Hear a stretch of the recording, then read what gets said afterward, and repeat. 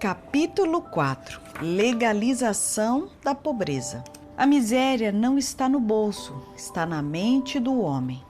O importante não é aumentar a quantia ou habilidade para manejar os fundos, é necessário eliminar a pobreza da mente.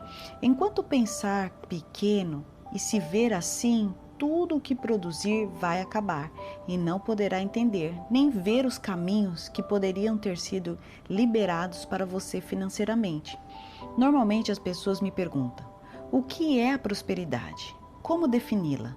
Tem a ver com alguma habilidade especial? Sempre respondo a mesma coisa: não. A prosperidade é um espírito que o unge, um atributo de Deus que o Espírito Santo lhe entrega, como o dom de falar em línguas. Onde você estiver e conforme a sua vontade, poderá falar quando quiser e em poucos minutos estará cheio do poder e da glória de sua presença. Você pode falar em línguas, só depende de você. O dom você já recebeu. A prosperidade é um espírito que o unge, um atributo de Deus que o Espírito Santo lhe entrega. Assim, a prosperidade não se aprende na universidade nem na família. É um espírito que se recebe pela fé e pela busca no altar, até que o alcança, e tudo o que fizer prosperará. Mesmo que lhe tirem tudo, você poderá começar novamente e prosperar. A prosperidade alcançou a Isaac. Ele foi um cavador de poços, e o que as pessoas não entendem é que você não fica próspero porque está junto ao poço, mas o poço prosperou porque você está nele. Pode cavar um buraco em outro lugar e brotará novamente água. Você é quem traz a bênção. A prosperidade é um espírito que o unge, um atributo de Deus que o Espírito Santo lhe entrega. O invejoso e carnal não entende isso. É demais para ele.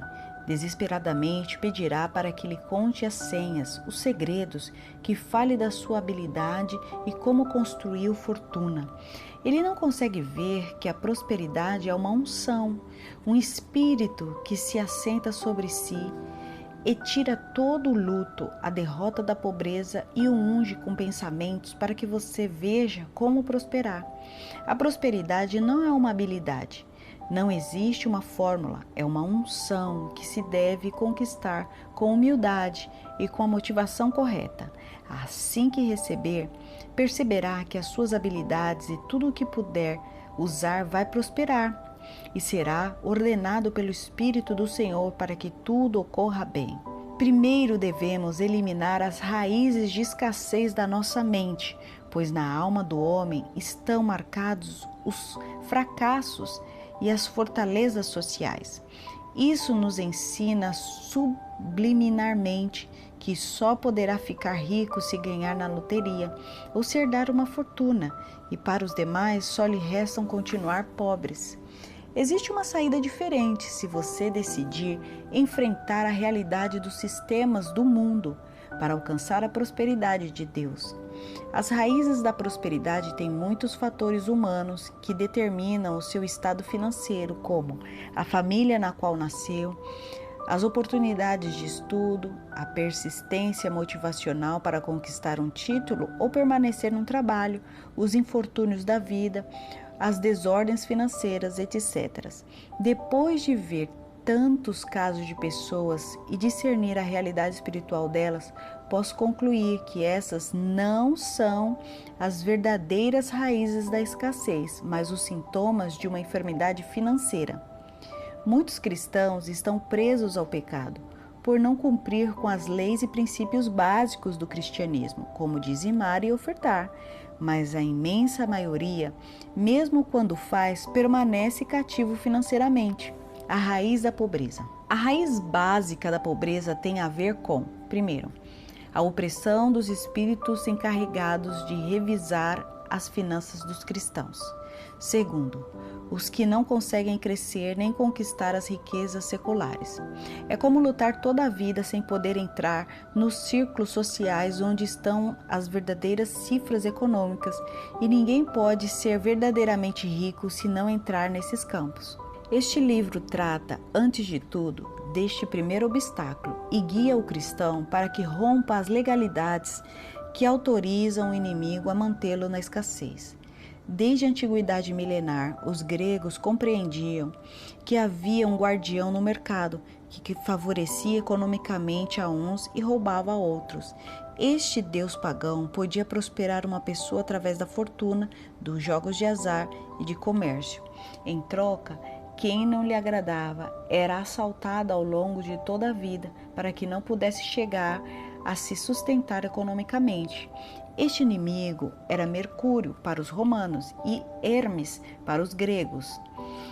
Todo aquele que pretende alcançar a prosperidade deverá entrar no mercado, pois é ali, no mundo, onde as verdadeiras companhias geram os recursos milionários. Ao que distribui, mais se lhe acrescenta. Ao que retém mais do que é justo, é para sua perda. Provérbios 11, 24. A palavra usada aqui para reter o justo é jasak, que é usada na maioria das vezes para guardar, reservar e reter a luz ou escurecer e cobrir a luz. Nesse caso, o escritor está comparando o que não entrega e o que não dá, como o que se esconde da luz ou o que cobre a si mesmo de escuridão. As nações e ministérios que retiveram a sua mão na hora de dar, na realidade, o que estavam fazendo era se colocando sob uma cobertura de escuridão que os impede de ver a revelação do que Deus quer entregar. Nesse sentido, a falta do planejamento financeiro obedece a uma escuridão autoimposta, pois a revelação e a estratégia de prosperidade continuam naquele que é doador por natureza. A expressão retém mais do justo é jazer e é usado para indicar quando alguém é reto, direito e justo, como alguém que anda por caminhos nobres de retidão. Mas aqui a expressão denuncia que quando retemos a mão para dar, na realidade, estamos distorcendo a nossa justiça e ao invés de caminhar por caminhos justos, na verdade, estamos nos caminhos de escuridão, sem a revelação. Por isso, mais adiante, chega a afirmar: há um caminho que ao homem parece direito, mas o fim dele são os caminhos da morte. Provérbios 14, 12. Isso é uma realidade nas finanças. Quantos negócios e projetos que empreendemos acreditando que seria a saída desejada, o caminho para o êxito, só para descobrir com o tempo que era a forma de sepultar as nossas finanças. A maior legalização da pobreza em uma família tem a ver com as más práticas e com a iniquidade geracional que desconhecemos, que nos levam à maneira com que damos e apresentamos nossas ofertas a Deus. Na parte contábil, é muito fácil compreender esse termo, pois a declaração de impostos em qualquer país deve ser feita sob a supervisão de profissionais que entendam de como preencher os formulários e como distribuir os diversos gastos e entradas que tivemos. Se fizermos da nossa maneira, provavelmente vamos cometer mais erros do que acertos, e isso pode fazer com que rejeitem a nossa declaração. E todas as coisas que Moisés ensinou não puderam ser aplicadas até que entraram na terra prometida. Veja que muitas das leis de Levíticos, Números e Deuteronômio não puderam ser cumpridas enquanto não cruzaram o Jordão, principalmente enquanto as leis de ofertas e colheitas que não chegaram a se cumprir depois de 40 anos, já que eles nunca tiveram armazéns para guardar o grão, não plantaram e nem colheram nada na sua peregrinação pelo deserto. Esse ensinamento era uma preparação da mentalidade para quando entrassem na terra da promessa. O que quero dizer? É que Moisés levou 40 anos para preparar as suas mentes para que pudessem ofertar, que dessem e garantissem a bênção perpétua de Deus. E nós cremos que é tudo simples: nos converter, dar ofertas, como bem entendemos, ou o que sentirmos, e assim seremos grandemente prósperos. Somos conscientes que existe e continuará existindo abusos no reino de Deus, que desanimarão muitos de dar, Mas mesmo assim, o plano que Deus estabeleceu não muda. A sua maneira de nos abençoar financeiramente permanece, e isso é feito pela forma em que nós ofertamos. Se existe a má prática, seria necessário abandonar a forma que fazíamos antes, ou então não disciplinar mais ninguém, pois provavelmente entre os discípulos sempre viria um Judas. Mas continuaremos discipulando, pois sabemos que, apesar dos problemas, esse é o plano de Deus. E nas finanças devemos retomar o ensinamento bíblico sobre as ofertas para garantir que o inimigo não encontre nenhuma legalidade para reter o que é nosso. Fator pobreza. No mundo natural existem 5 principais fatores da pobreza, que são o fator histórico, a ignorância, a corrupção, enfermidade e a falta de esperança. Pobreza, por definição, é estar em falta, em necessidade ou carência, sem o suficiente para cobrir os gastos básicos. Para o ano de 2014, segundo os programas da ONU, Organização das Nações Unidas, ao menos 1/5 da população mundial pertence a esse grupo, que em cifras reais seria mais de 1,5 bilhões. E considere que, se agruparmos todas essas pessoas num só lugar, o continente americano não alcançaria sua população de 1.040 milhões nas 3 Américas. A pobreza vem da palavra pauper, que significa produzir pouco. Sendo assim, pobre não é o que tem pouco, mas o que tem uma capacidade reduzida de produzir na área de recursos, finanças e economia. Assim, a pobreza não é somente não ter dinheiro na conta, pois se você entregar certo valor a uma pessoa e esta não sabe multiplicar os recursos e renovar as finanças, então voltará a ser pobre. Podemos definir aqui que só a ajuda econômica com os países pobres não vai resolver. É necessário desenvolver uma mentalidade de produção, educar a mente para que encontre a habilidade de dar à luz nas finanças. Deus abençoa todos os que trabalham e ajudam através de obras sociais de misericórdia, fundações, ONGs e tantos outros meios. Mas, para a verdadeira erradicação da pobreza, necessitamos agregar algo a mais: a educação dos princípios espirituais do reino. Depois voltei-me e atentei para todas as opressões que se fazem debaixo do sol, e eis que vi as lágrimas dos que foram oprimidos e dos que não têm consolador, e as forças estavam do lado de seus opressores, mas eles não tinham consolador. Eclesiastes 4:1. Junto ao fator espiritual, devemos entender que a corrupção dos nossos países é um fator não só difícil de combater, como também tem um peso na economia de todos, direta e indiretamente. Nos afeta na maneira de como devemos receber esse benefício exclusivo, por ser parte do país, e também porque restringe o poder econômico daqueles que farão negócios conosco, nos roubando 2 vezes. Resumidamente, não podemos esperar uma solução para a pobreza vinda do governo. Se o fizermos, provavelmente não conseguiremos romper financeiramente. Precisamos abrir o nosso entendimento de uma maneira espiritual mais efetiva, se quisermos encontrar o caminho da prosperidade.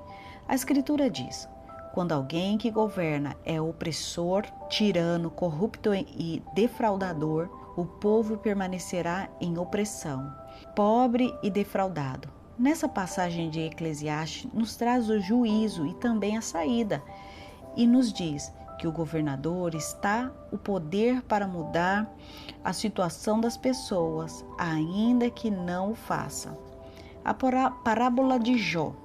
Jó foi um dos homens mais prósperos de todos os tempos e é, de certa maneira, como uma parábola financeira para Israel, que uma vez ou outra se levanta do nada para prosperar e se fazer forte nas nações. Diz que a pobreza não é um assunto econômico, mas espiritual. Ao aflito, livra da sua aflição, e na opressão se revela aos seus ouvidos. Jó 36:15. Diz que quando Deus tira o pobre da escassez, abre-lhe o ouvido, e isso se transformou numa profecia para Jó, pois quando ele recebeu o entendimento de quem de verdade era Deus, começou a etapa de sua restauração e então se tornou próspero grandiosamente. Aleluia! A história de Jó é um exemplo claro de como uma ordenança espiritual pode trazer pobreza a uma pessoa ou região. Desde que o diabo desceu para sua casa, vemos catástrofes pessoais, problemas climáticos, destruição de bens e, por último, a saúde.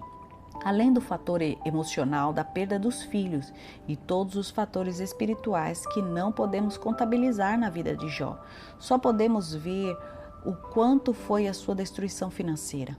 A história de Jó tem 3 grandes tempos. Primeiro, é muito próspero. Segundo, está em aflição e ruína quando seu gado e posses foram destruídos e após a enfermidade consumir o resto, não lhe restando quase nada a não ser se lamentar e esperar. E por fim, o terceiro, quando Deus traz a revelação e então começa um tempo de florescimento e prosperidade muito grande. Pela acusação das palavras de Satanás, Jó chega a perder tudo o que tinha, até a sua identidade foi ameaçada. Este é o método milenar do adversário. Ele nos observa atentamente até descobrir as debilidades ou aquilo que não cumprimos. Mesmo que desconhecemos, ele arma uma situação e espera a ocasião para apresentar uma causa contra nós. Muitas vezes, como Jó, vemos a chegada de uma tormenta financeira e nem sequer sabemos que por trás das causas naturais que vemos existe uma força invisível disposta a nos destruir. Porém, ao necessitado livra da espada e da boca deles e da mão do forte. Jó 5,15. O método milenar do adversário é nos observar atentamente até descobrir nossas debilidades. Ele diz que a espada é que liberta o pobre. E no sentido profético, as pragas e a destruição vêm pela acusação da língua de Satanás, acusador. Se formos habilidosos no uso da espada, Satanás não nos tocará através de seus ataques. Existe uma promessa de sermos protegidos do açoite da língua. Só que essa língua acusadora é mais do que as palavras que escutamos.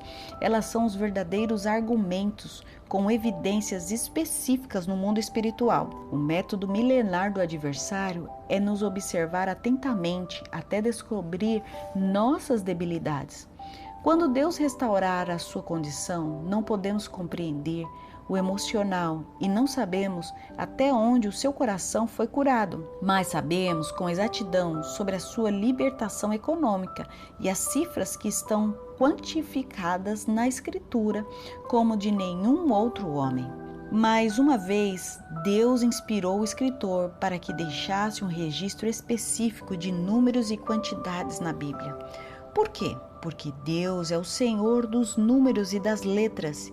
Em outras palavras, quer dizer, Ele é o especialista em economia e finanças. Sabe como se chamavam os filhos de Jó? Não sabemos também, mas o nome de suas filhas sim, porque ele decide dar a herança para suas filhas mulheres, algo totalmente incomum no seu tempo. Ele fez isso porque tinha riquezas suficientes para fazê-lo. Jó é o primeiro dos patriarcas a ser rico e próspero por Deus muito antes do que Abraão. O seu segredo foi ter escutado a Deus no tempo oportuno e também porque conhecia o princípio do sacrifício. Abre parênteses. Essa informação é segundo a história da tradição judaica. Fecha parênteses. Isso significa que se alguém está no governo e quisesse, poderia libertar o povo como fez Davi em Israel. A palavra força aqui fala da capacidade em potência para produzir e libertar. Por que precisamos saber como abrir uma dimensão de prosperidade? porque Deus deseja acabar com a pobreza e se dependesse apenas do seu poder, já estaríamos todos no paraíso.